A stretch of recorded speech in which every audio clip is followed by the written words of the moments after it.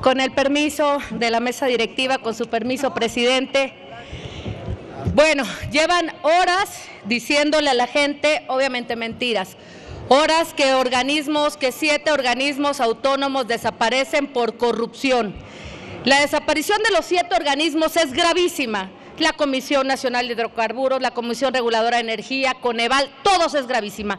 Pero hay una en particular, el INAI, al que desaparecen por corrupción, sí, pero por la de ustedes, por haber descubierto la corrupción de este gobierno. Andrés Manuel llegó hace 6 años.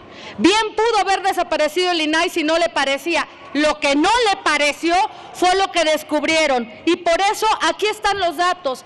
Gracias a Dios los números no mienten. Gracias al INAI, gente que nos ve en cada uno de nuestros distritos y a quienes siempre nos vamos a deber.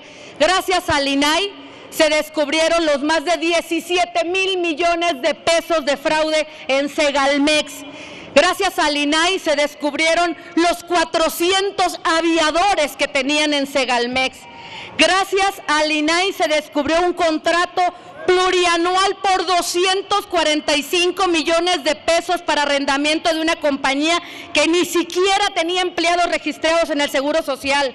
En el 2019 nada más, en Segalmex perdieron 3,027 millones de pesos en programas de precios de garantía para productos alimentarios básicos.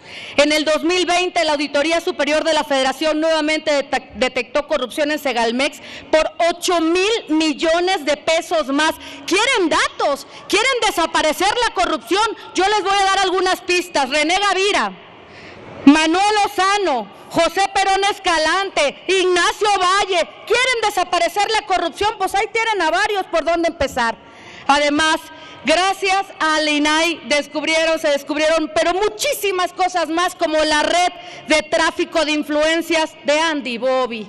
¿Cómo olvidar esa pareja? Andy Bobby y Almícar, y los contratos para surtir medicinas de gobiernos de Morena por casi 500 millones de pesos. Además, las asignaciones amañadas por 2,000 millones de pesos para surtir balastro al Tren Maya, una empresa que no podía ni mandar a Zulejo, 2,000 millones de pesos.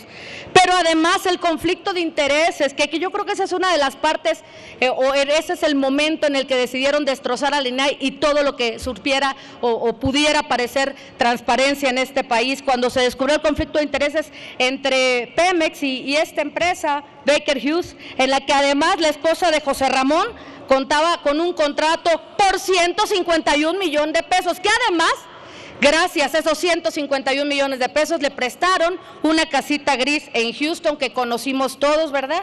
Que ojalá se lo hubieran prestado tantito al pueblo que tanto quieren, pero creo que no la dejaron ni que la conociera. Pero tenemos más datos, por supuesto.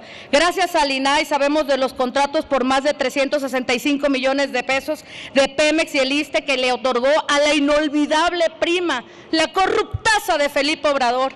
Y otro más, cereza de pastel, de corrupción, que lo que acaban de obligar a hacer al INAI antes de desaparecerlo es inaudito. Manuel Bartlett, uno de los hombres más corruptos, yo creo que de la era moderna. Claro, hoy patriota gracias a que lo ungió Morena, cereza de pastel. Declaración patrimonial reporta 60 millones de pesos y resulta que le descubren propiedades, 25 propiedades, 23 casas y 2 ranchos por 800 millones de pesos. Esas son las propiedades nada más de Manuel Bartlett. Pero aparte, 4 predios en la Riviera Maya que suman 164 hectáreas. Las últimas hectáreas adquiridas ¿por cuánto creen? Por 0 pesos. Días antes de la conclusión del sexenio de Andrés Manuel, la Comisión Federal de Electricidad ordenó clasificar toda la información relacionada con Manuel Bartlett como clasificada.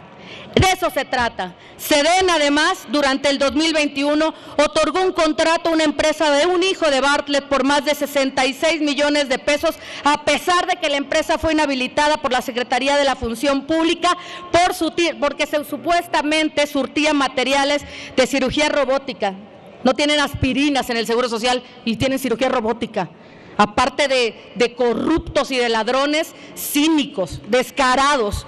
La Secretaría de la Función Pública determinó, obviamente, que era información falsa, que además había sido y que habían vendido disque ventiladores para la época de la pandemia.